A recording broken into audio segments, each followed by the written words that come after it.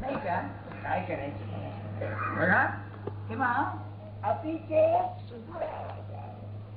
आवडले की माझ्यासारखा पापी नाही रे. नाही, तुला तुला जवळ करायला सुद्धा काहीतरी ताकद पाहिजे. अरे पुढे आता असा. म्हणून तुकारामांची प्रार्थना आहे, पापाची वासना नको जाऊ डोळा, त्याहून आंधळा बराच निंदेचे श्रवण नको माझे कानी. नाही का? बधिर करून ठेवी देवा. नको मज कधी परस्त्री संगती, जनातून माती उठता होई. माझ्या सांगण्याचा हेतू असा, त्याही पेक्षा त्यांनी फार हे केलं. म्हणाले मी 2 बायका माझ्या, मी त्यांच्यामध्ये भेद केला. पांडुरंगा किती वेळ. पहिली बायको होती अतिशय सात्विक होती, चांगल्या घराण्यातली होती, त्यांचं तिच्यावर प्रेम होतं, पण तिला दमा होता आणि ती अन्न नाही म्हणून मेली. एकी स्त्री अन्न करिता मेली. काय असेल त्या पुरुषाचा अनुभव.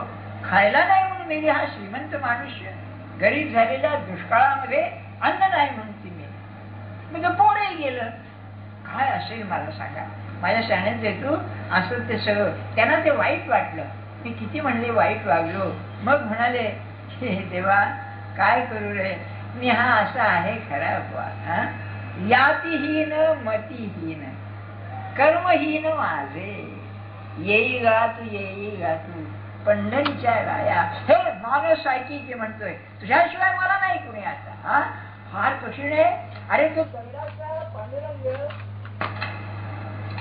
तो दगडाचा पांडुरंग त्याला हे अपील करायचं म्हणजे काय वा कमाल आहे त्या निष्ठेची. येई गा तू पंढरीच्या राया. नाही का? तुझं वेळ मला नाहीच कोणी. मी कसा आहे यातीहीन मतीहीन कर्महीन माझे, पण सर्वही लज्जा सोडी दे बापा शरण आलो तुझं. कसा आहे तेव्हा अपिचे सुधराचार. पण कसा तुकाराम बाबा जसे गेले भजते माम अनन्य भाव. महाराज तुमच्याशिवाय मला नाही हो कोणी आता. कोण मला जवळ करेल. आणि मी एक उदाहरण पाहिलेलं आपल्याला सांगतो. एक मल्हारप्पा नावाचा कानडी मनुष्य होता. पहिल्यांदा चांगला होता बरं का. शेतकरी होता आपल्या ह्याच्यातला कर्नाटकातला. चांगला जग बीप करायचा. तो व्यसनी झाला. दारू आणि स्त्री. आज जग बीप गेला सगळा खड्ड्यात गेला. अतिशय व्यसनी झाला. आणि मग बायको मेली. मुलांनी घरातून बाहेर काढला. कुठे जायचं. आम्ही गदगला गेलो होतो तेव्हा तो बाहेर फाटकापाशी आला आणि ते निरोप पाठवला की मी आलो आहे तर मला परवानगी आहे का यायला आतमध्ये. बघा तेव्हा महाराज म्हणले आधी त्याला आत घेऊन घ्या. ऐकण्यासारखं आहे बरं. कोणाला शरण द्यावं. आला तू बसे ना. बस म्हणाले. आणि तू लागला रडायला आणि सांगायला काही मोडक्या तोडक्या मराठी. ऐक म्हणले माझं आधी ऐक. तुला सगळ्या जगाने जरी टाकलं तरी मी तुला कधी आमचं देणार नाही म्हणाले. आता तुला काय बोलायचंय ते बोल. जाऊ दे म्हणले. तुला खरं वाईट वाटतंय ना. माझ्याकडे सोपं सगळं मी घेतो पाप. पण आता तू नामस्मरणाला लाग. आणि लोक सांगतात पुढे त्यांनी 13 कोटी जप केला आणि लोक त्याला साधू सारखं मानायला. अपिचे सुदूराचार. कसा भजते माम अनन्य भाग. अनन्य शब्दात मर्म आहे की तुझ्याशिवाय मला. हे मनाचं आहे बरं का, बाहेरूनच नाहीये. की महाराज तुमचा गुरु महाराज म्हणतात. ज्ञानेश्वर महाराजांचं म्हणा की हो आई माऊली तुझ्याशिवाय मला नाही. माऊली शब्दात आहे बघा मर्म सगळं. काही जरी ते आई नाही तर सोडायची काही नाही का. सगळ्या जगाने सोडलं तरी मी सोडणार नाही. आणि याची प्रचिती काही येईल तुमच्या मनाला समाधान देईल. अनन्य भाग. तर गीता सांगते हा दुराचारी सुदुराचारी साधुरेव समंतव्या. त्याला साधूच समजा तुम्ही. सम्यक व्यवस्थित होईसा. याची बुद्धी माझ्या ठिकाणी पूर्णपणे विसावली आहे म्हणून तो साधू आहे. आता ज्ञानेश्वर महाराजांचं भाष्य बघा काय सांगावं. ऐसे भजते प्रेम भावे जया शरीर ही पाठी न पवे तेच भलतया व्हावे जातीची. असा अनन्य जो मला शरण आला त्याला पुन्हा जन्म नाही. तो कोणत्याही जातीचा असो. हे फार विलक्षण आहे. ते तो आमका श्रीमंत आहे आमच्या जातीचा आहे तर नाही माणूस आहे ना. त्याला पश्चाताप झालाय ना तो काय. आणि पश्चाताप कसा आहे मी आता मला काय मुमुक्षूचा, अरे आजपर्यंत आयुष्य वाया गेलं, काय मी केलं आजपर्यंत? खरं विचार करा. आपण ऐकतो ऍक्सिडेंट मध्ये गेला, आमच्या घरात अरे काय काय अंतकाळी वाटलं असेल, देव सुटला गेला, कुठे गेला, काय गेला बेपत्ता. म्हणून कोणत्याही जातीत भरतदेशा जातीचा असू दे तो करला. पुढे म्हणाले, आणि आचरण पाहता सुभटा, तो दुष्कृताचा कीर सेव वाटा, पण जीवित वेचले चोहटा भक्तीची आकी. याचं पूर्वायुष्य जर बघितलं तर लाज वाटेल कोणालाही. म्हणजे दुराचारी दुराचारी म्हणतात तो हा बघा, असं दाखवावं लागेल, इतका दुराचारी असून सुद्धा. चोहटा म्हणजे चव्हाटा. तर भक्तीच्या चव्हाट्यावरती जो रमला म्हणजे भगवंताच्या चरणाशी गेला. काय सांगा, इंग्लिश मध्ये एक म्हण फार छान आहे बघा, all sinners have a future and all saints have a past. म्हणजे सत्पुरुष जे झाले त्यांचं पुढे मागे केव्हा तरी असलंच पाहिजे पाप, आणि जे असे चालले ते सत्पुरुष होऊनच गेले. पाप म्हणल्यानंतर कधी व्हायचं कारणच नाही. आपल्याकडे ते वाल्मिकीचं उदाहरण दिलेलं आहे ना, ही काही कल्पना नाही बरं का, खरोखरच असं आहे. एक तुम्हाला सांगतो यांच्यातच चांगला गुण, तो मानसिंग म्हणून मध्ये एक डाकू होता बघा, राजासारखाच. तेव्हा त्याचा पुतण्या, ते काय व्हायचं, त्यांचा कायदा असेल, त्यांची सुद्धा एक नीतिमत्ता होती बरं का त्या लोकांची.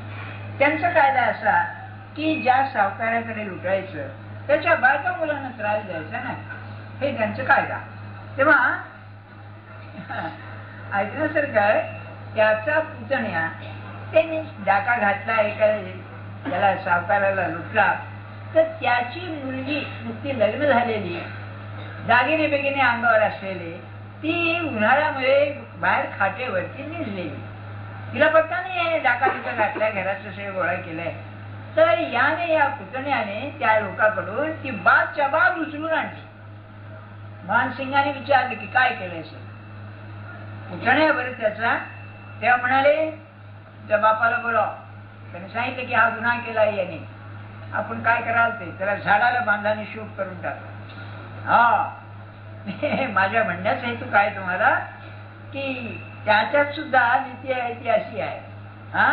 तेव्हा अगदी सुधराचारू जरी झाला तरी कुठेतरी आत्मस्वरूपाची झाक असते असे. पण त्यात असत एक गंमत सांगतो कसं सत्पुरुषाची दृष्टी कशी असते. एक आठवले म्हणून ग्रस्त होते सोलापूरला महाराजांच्या काळी. ते गिरडीमध्ये विविंग मास्टर होते. 800 रुपये पगार त्या काळामध्ये. मूळ बाळ नव्हतं, पण घरी 2-4 विद्यार्थी कुणी शिंपी शिकतो, सगळ्या जातीचे असे आपले जेवायचे. जेवायला फुकट त्यांच्या घरी असेल, त्यांनी सांगायचं बा मला अशा अडचण आहे, हेच जा जेवायला म्हणायचं. वारकऱ्यासारखी जेवायची बरं का. तेव्हा आता व्यसन होतं, बाईचं व्यसन होतं त्यांना, पण हा उदारपणा. तेव्हा एक ग्रस्त आले आणि महाराजांच्याकडे म्हणाले की बा काय करावं, म्हणाले किती व्यसनी माणूस आहे. तर महाराज काय म्हणाले, मोती आहे मोती पण डागाळलेला आहे, ते काम करू म्हणले आपण. काय बघा भाषा आहे, म्हणजे तुम्ही आम्ही मोती कसले, अहो कल्चर सुद्धा नव्हे तर चांगला मोती कुठला आला, पण इतका उदार माणूस आहे हा त्याचा अर्थ. डागाळलेला म्हणजे व्यसन आहे थोडस, अशी त्याची दृष्टी असल्यामुळे. तुम्हाला आपण सांगून ठेवते, हे खरं तुम्हाला जरूर नाही. बर्नर शॉचं लग्नाबद्दल काय मत आहे माहितीये का. तर मनुष्य वेश्येकडे, पुरुष वेश्येकडे जातो, कामवासना भोगायला वेश्येकडे जातो. तर म्हणाले प्रॉस्टिट्यूशन त्याला म्हणतात. त्याने मॅरेजची व्याख्या केली आहे लग्नाची. What is marriage? Licensed prostitution. हे बर्नर शॉला शोधतो बरं काय. सांगण्याचा हेतू काय माझा, की त्यांना व्यसन म्हणजे ते असं पाहत नाही, याचं मन भगवंताला विसरलंय म्हणून हे आहे असं नाही. अज्ञानाने मनुष्य करतो ही जाणीव. बरं त्याला काय करायचं सांगा. सांगण्याचा हेतू काय मला, की ज्ञानेश्वर महाराजांनी जे म्हटलेलं आहे, कोणत्याही जातीचं असू दे पण भक्तीच्या मार्गाला जर लागेल तर तो आता अंतीची मती साच पण पुढिले गती म्हणून जीवित जेणे भक्ती दिधले शेखी. व्यसन केलंय, दुराचारी आहे, पण अंत्यमती म्हणजे मरायच्या वेळेला जी बुद्धी असते त्यावेळेला तो तसा गतीला जातो ना. असं जर असेल तर मग जीवन पूर्वीच वाईट गेलेलं आहे. शेवटी जरी तो भक्तीच्या नादी लागला तरी तो दर्शन. अरे केवढा आशा आहे, केवढा म्हणजे चार्टर ज्याला म्हणतात, तुम्हाला हे दिलंय, असू दे आजपर्यंत झालं ना. आणि तुम्हाला खरं सांगू का, परमार्थामध्ये व्यसन व्यसन तर जाऊच द्या, पण अगदी मरेपर्यंत प्रपंच करणं सुद्धा व्यसनच आहे. असं वाटतं बाई काय मिळवलं मी आलाय तसा, मुलाचं धड नाही, मुलीचं धड नाही, अमकं नाही तमकं नाही, घर पाहिजे होतं ते झालं नाही. अरे हे व्यसन नाही का? त्यामुळे व्यसन वंश बरा म्हणण्यापैकी दृश्यामध्ये अडकणं म्हणजे तेच आहे, दुसरं काय आहे नाही का? आणि मग हे मला पाहिजे, ते मला पाहिजे, ते मला पाहिजे, सगळं आलंच त्यामध्ये. म्हणून कसं पाहिजे, भक्तीकडे चित्त लागायला मॉनोसायटिक पाहिजे. मला तू पाहिजे, तुझ्याबद्दल मला जे प्रेम आहे तेच मला पाहिजे, अभिप्रेत आहे, दुसरं नाहीच. आणि असं असल्यामुळे भक्तीमध्ये तो रमला की बाकीचं जीवन सगळे गेलंच. काय आहे त्या नाही का, ते पाहणारच नाही. तो त्यातून खरा सुटला ना, त्यांना त्याची आठवण सुद्धा राहणार नाही. ते म्हणजे जाऊ द्या, आतापर्यंत गेलं तसंच आहे, सोडून द्या, असं पैकी असत. हा उदारपणा सत्पुरुषाजवळ आहे, अगदी सांगतात. मग तो आधी जरी दुराचारी सर्वोत्तमची अवधारी, जैसा बुडाला महापुरी न मरत निघाला. वा, नदीला पूर आलाय, जीवन ही नदी आहे आणि त्याच्यामध्ये तुम्ही वाहत आहात आणि पुरात पडलेला आहात आणि मरायची भीती आहे, तर व्यसनात जाणं म्हणजे बुडणं आहे. पण जर तो त्या वेळच्यातून भगवंताच्या भक्तीला लागणारा, तर तो तरलाच पाहिजे, त्याला मरण नाही. उदाहरण आठवलं म्हणून सांगतो. ख्रिश्चन धर्मामध्ये सेंट ऑगस्टाईन नावाचा एक अतिशय मोठा साधू होऊन गेला. त्याने तो की नाही रोम मध्ये रेटॉरिक्स म्हणजे साहित्यशास्त्रावरती व्याख्यान द्यायचा आणि त्याचे वर्ग नेहमी भरलेले असायचे. असा त्याची आई होती बरं का, मोनिका म्हणून. ती ख्रिश्चन, पहिलं दुसरं शतक आहे ख्रिश्चन धर्माचं. तेव्हा ती सारखी ख्राईस्टची प्रार्थना करायची, कारण हा दारू प्यायचा स्त्रीच्या नारी. त्या स्त्रीची गंमत अशी, त्याने लग्न केलं नव्हतं. 18 वर्ष तिच्याबरोबर संसार केला आणि त्याला मुलं बाळ झाली. पुढे त्याला आपोआप पश्चाताप झाला आणि त्याचं ते सुटलं. तर त्यांनी असं म्हटलेलं आहे, त्याचं कन्फेशन्स नावाचा ग्रंथ आहे, जगप्रसिद्ध ग्रंथ आहे तो. त्यांनी काय म्हटलंय, एखाद्या भिंतीमध्ये खिळे ठोकलेले असतात, ते काढायचं म्हणजे जितकं कठीण आहे तितकंही माझी बायको आणि मुलं सोडताना मला कष्ट झालं. काय बघा, पण तो झाला केवढा मोठा साधू झाला. मग आई बरोबर तो प्रार्थनेला बसायचा. त्यांनी असं वर्णन केलंय की मी आणि ती दोघही आई तन्मय व्हायला लागल्यानंतर एकदा मला प्रकाशाचा झोपच्या झोप दिसला आणि परमात्मा त्यामध्ये प्रसन्न झालेला काय असतो नाही. म्हणून म्हणलेलं आहे की जे आधी जरी दुराचारी सर्वोत्तमची अभिवाय, तो सर्वोत्तम झाला असं तो समज. जैसा बुडाला न मरत निघाला, जयाचे तयाचे जीवित आईल थडी झाले. म्हणून बुडाले पण जीवी वाया गेले, तेवी निरेच पाप केले शेवटले भक्ती. एखादा मनुष्य नदी भरलेली आहे आणि आत पडलाच नाही तर मग बुडण्याची भीतीच नाही. तो जसा अलीकडच्या तीरावर सुरक्षित आहे तसा हा जर रसनी असून तो जर खरोखर भक्तीला लागला तर तो जो मरत निघाला तरला. फार ज्ञानेश्वर महाराजांनी हे लिहिलेले ध्यानात ठेवा. अनन्य सामान्य त्यांना पापाचा स्पर्श असेल, काय तुम्ही कल्पना करा. अरे अशी फार दुर्मिळ माणसं हो की ज्यांच्या मनात सुद्धा पाप कधी आलं नाही, असा हा पुरुष सांगतोय आपल्याला, हे देतोय आश्वासन की अरे असू दे, आजपर्यंत संपलं, मला स्वाधीन कर जे आहे ते, पण तुझा मी आहे, तुला शोभेल असं मी वागेन. असं म्हटल्यानंतर नाही, तो माणसाला आशाच नाही. मला सांगा नाही, कोण आश्वासन देतोय मला सांगायला आपण, काय आहे त्यामध्ये. नाही, सत्पुरुषाचं सामर्थ्य तिथे आहे की तो त्याला जवळ केल्यानंतर मला सांगवल्याशिवाय राहावत नाही म्हणून सांगतोय. एक बाई होत्या, नवरा बायको महाराजांच्याकडे यायचे, एक मुलगा दुसंगे आडनाव, तुम्ही वाचलेलंच असेल.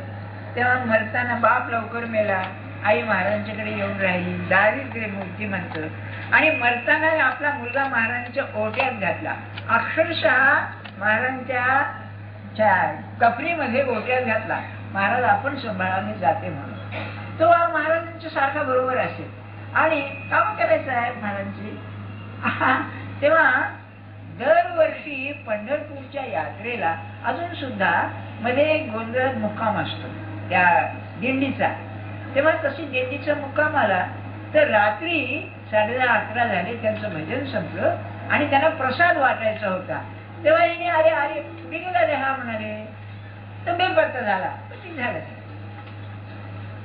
काय झालं, आता येईल म्हणून वाट पाहिली.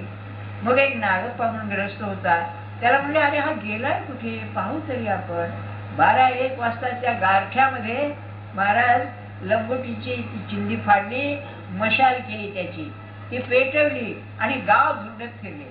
कुठे सापडेना, नदी खाली एका नदीच्या काठी एका बाई बरोबर निघलेला होता. अरे अरे अरे म्हणाले, आणि आपली छाती थंडी वाजेल म्हणून त्याला पांघरून घातली आणि निघून आले. पहाटे तो उठला 4-4:30 गार वारत, छाती म्हटल्यानंतर महाराज येऊन गेले. नाही काय उदार अंतःकरण असेल, तुम्ही तुमचा आमचा मुलगा असता आपण काय केलं असतं. खरं विचार करा, तोंड पाहिलं नसतं पुन्हा. पण काय सत्पुरुषाचं ओट्यात घातला होता ना, आणि आला त्याने स्नान केलं, ती कपनी घातली अंगात आणि येऊन दारापाशी उभा राहिला. उठल्यावरती पाया पडला, काही बोलले नाही, गिरनारला जा म्हणाले. त्या माणसाला भाऊसाहेबांनी पाहिलेलं होतं. महाराज बनारसला गेला असताना तो तिथे आला होता आणि त्याला पुढे हिमालयात पाठवला. काय अंतःकरण असेल हो हे विलक्षणच आहे. म्हणून अनन्य सामान्य या लोकांना शरण जायचं तर अशा ठिकाणी जायचं नाही का. भक्तीला सुफी लोक दारू म्हणतात, शराब, तर ते चांगल्या दुकानात जाऊन प्यावी हो, असं म्हणतो मी. बलचं नाही का, कंट्री पिऊ नये, नाही तर आपली याची असते ती स्पिरिट नाही का, काय लोक स्पिरिट पितात नाही, मरतात चालेल. तसं वेगळं प्यायचं तर चांगलंच प्यावं. प्या असं अर्थ नाही, भरलो की अर्थ करू नका तसं. हो अहो, नाही काय सांगितलं आज बुवाने म्हणले दारू प्या. अहो नाही, दारू सारखी दिशा येते त्याने भक्तीनं, काय त्याला भान राहत नाही अशी स्थिती होते. त्यांचं की नाही ते सांकेतिक आहे बरं. आणि तुम्हाला मी खुमारीची सांगितलं ना, त्या दारू धर उतरलेली नाही नशा आणि चढलेली नाही, अशी जी एक आनंदाची अवस्था असलेला खुमारी म्हणतात. आणि ती खुमारी नामामध्ये आहे. सहज आपलं आठवलं म्हणून सांगतो की नानकची गोष्ट आहे ना, लाल किल्ला बांधणं चाललं होतं तेव्हा बाबर दर 8 दिवसाला यायचा. काय काम आहे बरं का, त्या बेगारी लोक धरायचे, काय लेबर म्हणजे असं. तेव्हा नानकला धरला होता, आता तू काम करीना. तेव्हा बाबांनी विचारलं बा ठीक चाललंय ना, जेलरला तुरुंगाधिकारीला. हा म्हणला हुजूर बहुत ठीक है, एक आदमी वो काम करता नहीं म्हणाले. कौन है बुलाओ म्हणले उसको. तेव्हा म्हणले नानकला आणला. की बोले भाई तुम काम क्या तुम क्यों नहीं करते बरं का. तेव्हा त्याचा प्रसंग असा आला की त्या उन्हाळ्यामध्ये तिथे त्यांना हे देतात, थंडाई देतात, भांग असते म्हणजे याच्याकरता म्हणून. तेव्हा नानक काही घेईना. तेव्हा म्हणले अरे तू थंडाई तरी घे. तेव्हा त्यांनी उत्तर दिलंय, भांग तमाखू धतुरा. भांग म्हणजे नशा आणणारे, तमाखू तंबाखू आणि धतुरा धोतरा उतर जात प्रभात. तुम्ही जर ती सेवन केली दारू तर सकाळी उतरते. नाम खुमारी नानका. या भगवंताच्या नावाची जी मला धुंद चढलेली आहे, चढी रहे दिन रात. वा वा वा. महाराजांना हा दोहा सांगितलं का हा म्हणाले भोगलेले असते लोक. ती दारू प्या, नाहीतर त्याचा गैरसमज करून भलतच काहीतरी करायचं नाही. बायकांना सांगण्याची सोय नाही. सोय नाही म्हणजे वाईट अर्थात नाही. अलीकडे काय हो कोण काय केले याचा भरोसा नाही. हो नाही का. जीवन बदलत चालेल. चांगलं वाईट माझं म्हणणं नाही, पण ज्याला अध्यात्म पाहिजे ना त्याला कसं पाहिजे, आत बाहेर स्वच्छ पाहिजे, पवित्र पाहिजे. परमात्माजवळ जाताना माझा देह आणि माझं मन स्वच्छ पाहिजे, असं पाहिजे भगवंताला. त्याला पाहिल्यावर अरे काय पात्र आहे, माझं ज्ञान याच्यामध्ये राहील असं पाहिजे. बाकी जग चाललंय त्या मार्गाने जाऊया. तुमच्या आमच्या घरात शिरवले तर काय कराल तुम्ही मला सांगा. अशी स्थिती आहे बघा. आणि फॅशन झालेली आहे ती. फॅशन म्हणजे चार मित्र शनिवारी कुठे गेला, कुठेतरी जायचं आणि तिथे दारू प्या आमचं करूया. ज्ञानेश्वरी ऐकायला येऊ नका. माझं मुद्दा तो आहे. ज्ञानेश्वर महाराजांना अभिप्रेत हे आहे नाही का. एखादा असं व्हायचं तो शिष्य गुरु दारू प्यायचा आणि गुरुला म्हणायचं बघा की थोडी मी प्यावणं. असा काळ आलेला आहे आता नाही का. गुरुचा प्रसादाच्या वेळी शिष्याचा प्रसादच गुरुला व्हायचा अशा वेळी आहे नाही. बघा तुम्ही काळ फार कठीण आहे बरं. सर्व साधू संत सांगून गेले अतिशय कठीण काळ आलेला आहे. तर की नाही नामाचा अनुभव येईल आणि इतकं समाधान राहील. ही सगळी आग लागलेली असले ना याचं समाधान राहील. जग चाललंच आहे.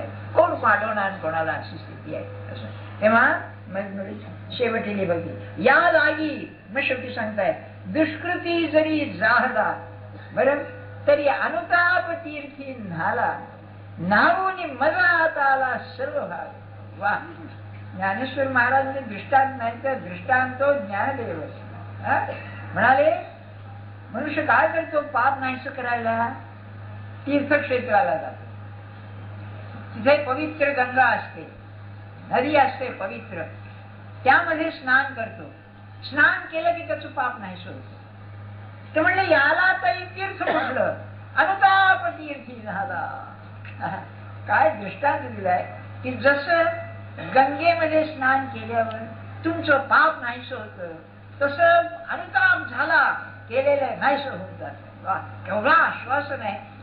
ज्याला साधन करायचंय आजपर्यंत भगवंत झालंय आता नाही पुन्हा नाही करणार. नाही म्हणजे नाही हे ना. म्हणून अनुताप तीर्थी झाला. तो कसा आहे दुष्कृती जरी जाहला अतिशय वाईट वागला यात शंका नाही. असा जरी असला तरी नावून मजात आला सर्व भावे. काय आहे नेहमी तीर्थाच्या ठिकाणी एखादं देवतेचं मंदिर असतं आणि मग तुम्ही स्नान करून पवित्र झाल्यावर तिथून त्या देवतेच्या मंदिरात जाऊन तिला शरण जायचं असतं. म्हणून म्हणाले मजा आता आला सर्व भावे. आपलं कसं होतंय याचं उदाहरण महाराजांनी फार छान दिलं. एक गृहस्थ होता, त्याच्या लांबून आलेला बनारसला आला आणि आता पाकिट होतं त्याचं पैशाचं, ते चांबड्याचं पाकिट, ते तो कोणाजवळ ठेवायचं. तर त्यांनी काय करायचं ते कमरेला खुचून ठेवायचं आणि स्नान करायचं. स्नान करून बाहेर आलं की हाताला पाकिट लागायचं. अरे पाकिट म्हटल्यानंतर स्नान केल्यावर शुद्ध कसं होईल. तसं आपण नदीत स्नान करतो, साधन करतो, प्रपंचाचं कातराचं पाकिट घेऊन करतो म्हणून शुद्ध होत नाही. हे आहे. मग शक्य कसं आहे. म्हणून नावून मजा आता आला सर्व भावे तरी आता पवित्र तयाचे फुळ अभिजात्य तेनेच निर्मळ जन्मले याचे फळ तयाशीच जोडले. याच्यामध्ये एक मर्म असा आहे त्याचंच कुळ पवित्र झालं. हा पवित्र माणूस त्या कुळात आल्यावर कुळ पवित्र झालं पण अभिजात्य तेनेची निर्मळ. अभिजात शब्द फार सुरेख आहे. अभिजात म्हणजे अत्यंत कुशीलवान वाङ्मयाला येतात. अभिजात वाङ्मय ज्या वाङ्मयामध्ये यत्किंचित दोष नाही त्याला अभिजात असं म्हणतात. तेव्हा अभिजात ते जे जे जगात उत्तम आहे, सुसंस्कृत आहे, योग्य अनुकरणाला योग्य असं आहे ते सगळे त्याच्या जवळ आहे. अभिजात निर्मळ जन्मले याचे फळ तयाशीच जोडले तो सकळही पढिन्नला. असा शरण गेलेल्याला विद्या जरूर नाही. त्याच विद्या सगळी आलीच त्याला. तपे तोच तपिन्नला. काय सामर्थ्य आहे बघा. हे तपश्चर्या करा ना आमचं करा त्याला कसली जरूर आहे. भगवंताला शरण गेलाय ना. अष्टांग अभ्यासीला योग तेने. ज्ञानेश्वर महाराजांनी असं म्हणायचं या महायोग्याने की अरे बाकी योगाचे सर्व त्यालाच चाललेलं आहे. मग हे असो बहुत पार्था तो उरला कर्मे सर्वथा जयाची अखंड गा आस्था मदची लागे. आस्था म्हणजे आवड, प्रेम, उत्कटता. रात्रंदिवस माझ्याशिवाय त्याला चैन पडत नाही. अर्जुना सर्व कर्म त्याच्यातून झालं तू असं समज. कृतकृत्य करायचं ते करूनच झालं.